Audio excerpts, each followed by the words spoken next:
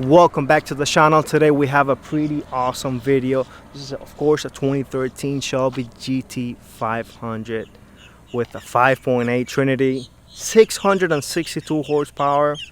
Amazing, could do 200 miles per hour stock. Let's dive into this beauty. Let's see what this car is all about. Let's go.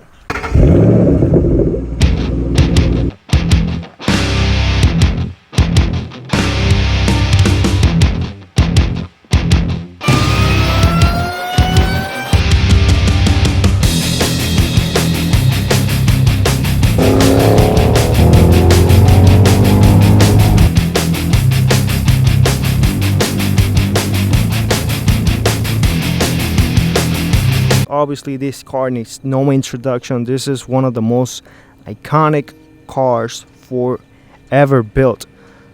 It's the last manual GT500. So let's just take a quick look at this car from the exterior. What makes it unique versus the 2011 to 2012 GT500s, and let's just see what this car is all about. So beginning up the front, the headlights were unique to the 13 and 14 Mustangs. Actually the 2010 to 2014 GT500s, all of them had the same front end, but the 2013 got the refresh headlights. The lip is a little bit, creates a little bit more downforce. One of the main things that you're gonna notice about the 13 GT500 is that they open up the grille, and it's because they needed a lot more cooling because of the extra power that this car was making. So if you can see, my hand goes through because there's nothing stopping my hand. Great thing is you get a little bit more cooling, or a lot more cooling I must say. But the bad thing is that you get a lot of rock chips going into your radiators and stuff. But also on the bottom, it's all open up with the heat exchanger, massive heat exchanger. Moving up top the hood, we got a heat extractors. This was implemented in all 2010s to 2014 GT500s. But as you can see, man, the condition of this car, given the fact that it only has 25,000 miles. So moving on to the side, you see the S197 profile. Beautiful, timeless design in my opinion. I do love S197s. I had an 05 GT, so there you go. All right, so wheels, what do we have? This car is running the Michelin PS4 tires. These are not the OEM. Up front, we have a 265 19 wheel with the SVT cap. Wheels look beautiful, and they remind me a lot of the Mach 1 same color wheels that they came on the 2021 to 23 Mach 1s. Moving to the side, the biggest snake that they ever put on a Shelby GT500 is this one. At that time, then the 2020 came along and broke that record, but you get the point. All right, we got GT500 side striping on the side, painted mirrors, windshield, running pony. Pretty interesting. Stagger wheels, 20s on the rear, believe it or not, 285s on the back, so 19s up front, 20s on the rear. GT500 gets a unique spoiler. This is wind tunnel tested. Actually, for this car, believe it or not, one of the things that they wanted to do was reduce drag, and they were able to do that, I believe, by 14% drag wise, because the methodology of this car, the goals of this car was to reach 200 miles per hour. And I'll tell you how they did that once we pop the hood, so stay tuned. So moving on to the back, we got the tail lights. Now these tail lights, very famous, 2013 and 14 only tail lights. They look beautiful. As you can see, the Shelby name right here, Shelby badge, center cap. That was a throwback to the Mustangs on the 60s. Fun fact, this is the first quad tip Mustang ever. So there you have. We're gonna get later a little sound clip of this thing. This thing sounds bonkers stock.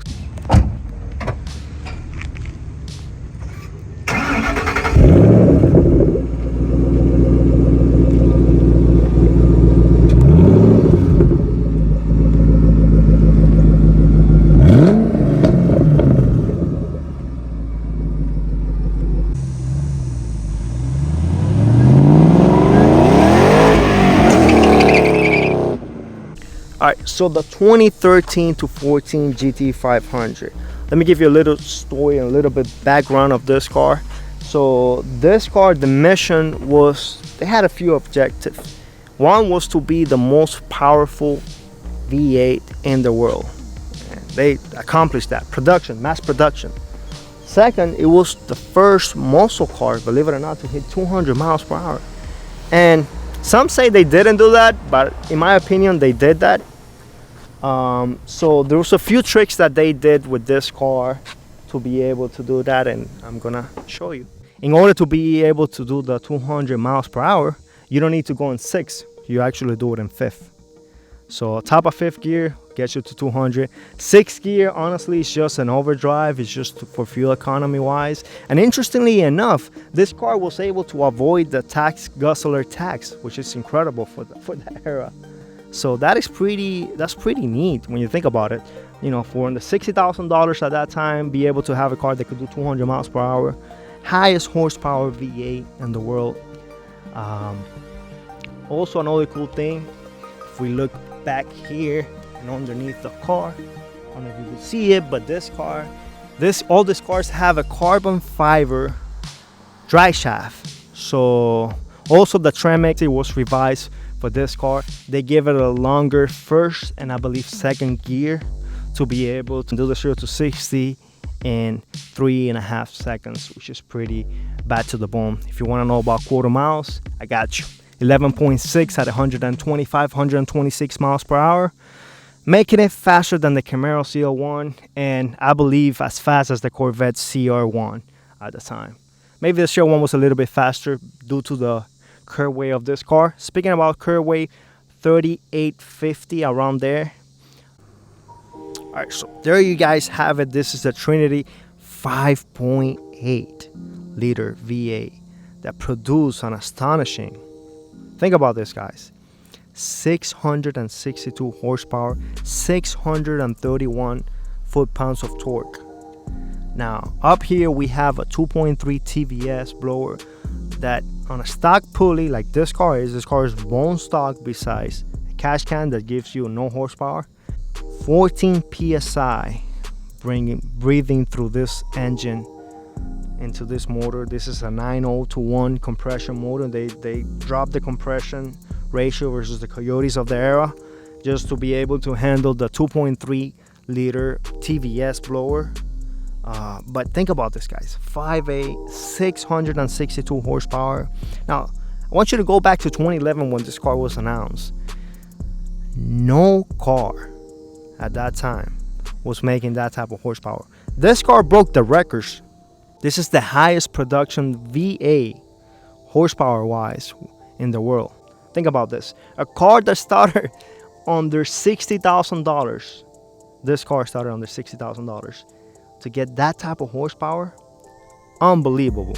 Unbelievable what SVT was able to accomplish. Obviously, you know, we get a 5.8. You got the TVS 2.3, a legendary blower. You get 14 pounds of boost, and you just have a very strong motor. Obviously, all these cars were hand built by hand from SVT. Cool trick that SVT did, not a cool in my book, but you know, this is a silencer right here. This is the thick part right here. It's just to be able to make the exhaust a little bit louder and keep the blower whine, because once you make this cars, you have to comply with some noise level regulations. So one way to get the exhaust a little bit louder, they had to get the blower whine a little bit down. So a lot of people, once they do a colder intake, the blower really picks up and you get that notorious blower whine. They did a lot of cooling upgrades to this thing to be able to handle the extra horsepower in a reliable way. So you got bigger injectors. The fuel system is a little bit bigger to be able to compensate for the extra air being pumped into the motor, so you need more fuel. So a little bit about this car. This car has the track package. You might ask, what does the track package means? And basically, it's not the wheels. It is a suspension, however. It has Bilstein shocks and struts. And the cool thing about this car is that, think about it like a Magna Ride car. that you're able to adjust the suspension, but this is an earlier version of that. So this is electronically, you could do it from the dash, and yeah, it's pretty cool. Give you a little bit better tires, better suspension for track work, and it gives you these beautiful Recaro seats.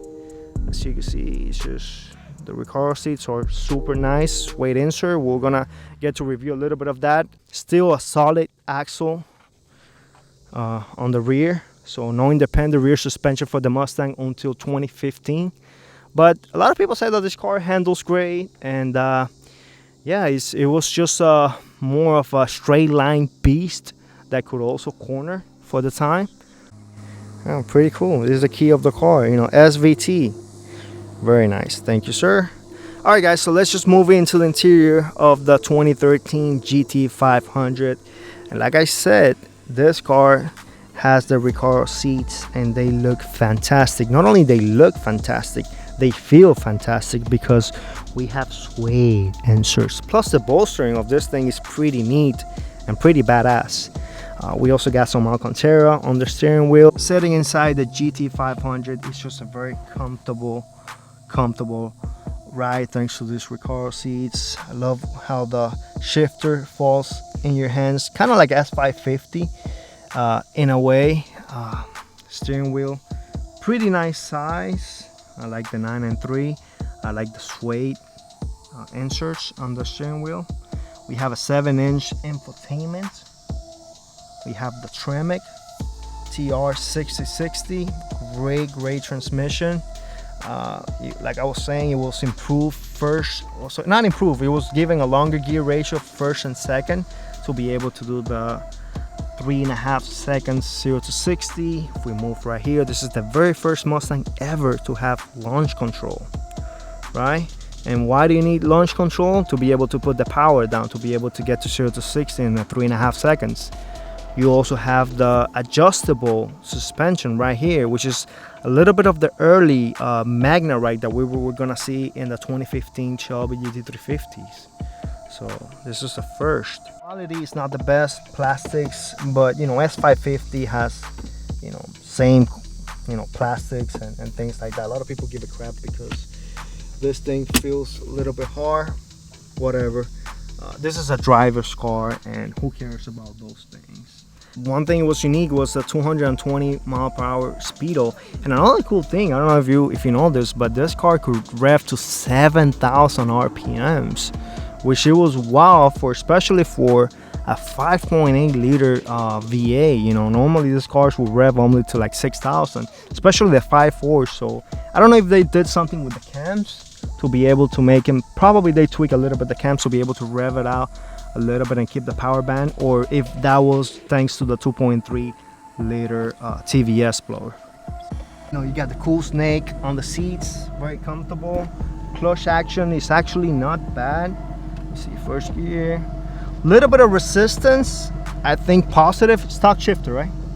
So a little bit of resistance, but feels noshy, very noshy. Feels like a short shifter for stock car. And yeah, there's only one thing left to do, guys. Let's get this thing out on the road. Let's hear a little bit of that blower. Let's see how this thing drives. And so if this guy looks familiar to you, it's because he's been on the channel before. It's actually his third time here, believe it or not. So 95 Cobra R. You need to explain to the audience what the hell is going on, because you keep having all these cool toys. And how are you getting all this, first of all, cool toys, you know, 95 Cobra, 0316K mile bone stock Cobra, and now a 2013 GT500. So what happened? Moving up the ladder. I can see that. 95, 03, and 2013. It's called that bucket list. Check. And no, I can't have them all at once. Right. So just go one by one, and I'm going to hold on to this one for a while because it's ultimately exactly what I wanted, and I've wanted it for a long time. So the right opportunity arose, and it was meant to be, and made it happen. So yeah. So tell us a little bit about, I know I went over a little bit about this car. What's your thought process on this car? Why a 2013 GT500, and how do you like it and so forth? So let's back up. So I started with I had a lot of cars over the years, but most recently a 2024 Coyote with the Whipple, and it was a fun car. Made about 775 to the tire, all around fantastic vehicle. But it was a new car, and I like to be a little different. And you see them on the road, all over the place. With that being said, the car was also depreciating. Not that, I didn't know that getting into it. So I made the decision, again, the right opportunity arose locally to trade it for a uber low mile 95 Cobra R with roughly 300 original miles, which that opportunity, go ahead and duplicate that. It's just not going to happen on a everyday basis, not nearly close. So with that opportunity, I went ahead and did an even trade on that 95 Cobra R, which was cool, to actually own a piece of history, one of 250 cars ever made.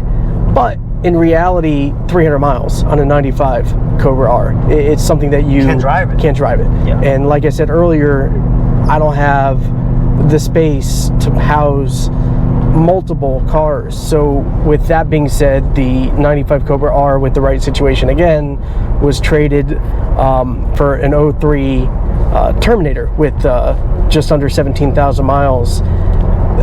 Yeah, I got some cash on top, which was nice, and then enjoyed that Terminator for a short while.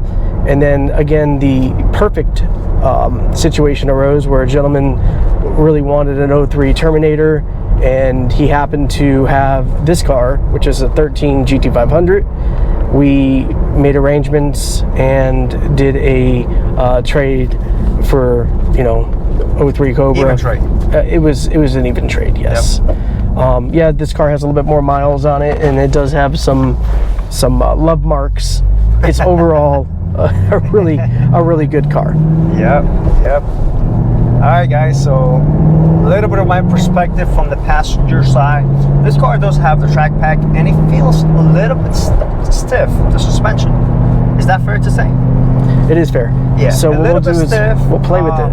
It's not, again, it's not jarring, but it is a little bit stiffer than your typical Mustang. I must say, you can feel the track suspension, I guess, working. But great thing about this power band, you're getting over 500 foot-pounds of torque, anywhere from 2,000 to 6,000 RPMs to the wheels, by the way. So this thing is a torque monster. It's amazing because obviously we got the Tremec TR6060, the possibility to make 0 to 60, to produce a 0 to 60 under 4 seconds, quarter mile in the 11s. Granted, you put a tire on this thing, I guarantee you this thing, drag pack can go 10s, bone stock, because it has a power. So if you're curious, 580 horsepower, more or less. That's what this car's dyno around to the wheels, which equals to about 660 horsepower, which is what this car is advertised. But the torque is really the story of this. I'm recording whenever you want.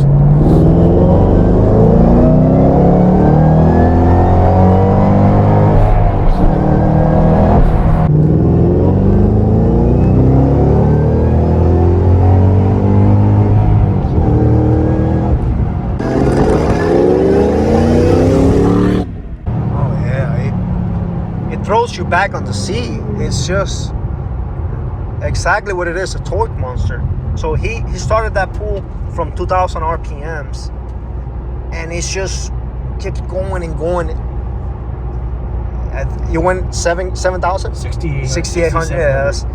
It pulls all the way. Feels kind of like Coyote wise, in the sense that it pulls all the way. Like it pulls harder as you get up the RPMs, right? Yeah. Feels like it pulls and pulls and pulls. I love hearing a little bit about that blower whine.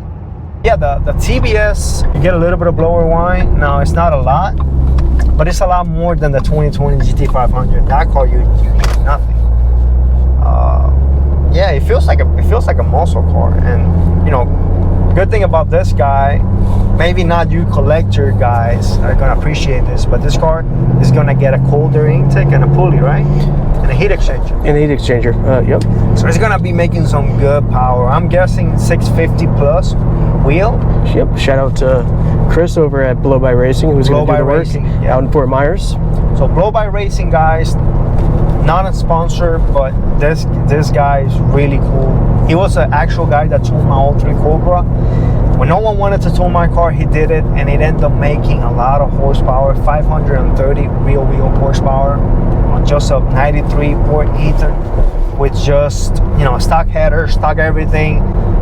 They're in Fort Myers right now. Fort Myers. Yeah. So yeah, guys, 5'8", you know, 200 miles per hour capable. I know a lot of people are gonna say, oh no, 200 miles, impossible. Motor Trend 196, not in optimal conditions. So, and it looks badass. You know, the looks are terrific on this car, as you can see by the B-roll. It's just cool. So what are your final thoughts as we close this video? Final thoughts are basically, maybe we'll do a pre-dyno, and I'll throw some video together, and then we'll put the mods on and see how she feels after. But you know, 662 crank, stock horsepower. I've had a lot more, but it's a fun car. A lot of power for it. It's a lot of power, but it's not overbearing, and it's something that you can drive and enjoy. You don't have to, you know, worry about you know, too many mishaps. But I guess it's reliable power. Reliable factory power. You can't beat that. Alright guys, so there you guys have it. This has been awesome. It's my first time reviewing a 1314 GT500. Many thanks to my friend Adam right here for allowing us to get an inside view of his toys. To be honest, you know, 95 Cobra 03, now 13 GT500. So what do I think about the GT500? I think that this car over deliver, and that's why you see the prices of these things, you know, still in the 50s and honestly like 60s. So I think these cars will, if not appreciate, at least hold their value very well. They only make about 8,000 from 13 to 14, so it's not a lot of cars out there. They're beautiful looking cars. They ride well. They got a ton of power. If I had to say you know, negatives about the car, just to say technically negative, it's just the solid axle. Doesn't have independent rear suspension, but a lot of guys like that. The internals, they hold to about safely to about 800 real wheel horsepower, just because the rods are not the best. They're not like the 03 Cobra, so that's a weakness of this motor. So as you pull it down and, you know, make all the power, you're good to like around 750, 800 real wheel horsepower. And then it's just the interior is a little bit outdated, but that's it. That's about it. This thing is awesome, looks great, it feels great, even on the passenger seat. Driving wise, you know, the gears, the ceramic is awesome. And it's just a bucket list thing. Like he said, you know, it's a beautiful car. So alright guys, so do me a huge favor, if you like this video, please give it a big thumbs up, consider subscribing for more, and I'll see you on the next one. Take care.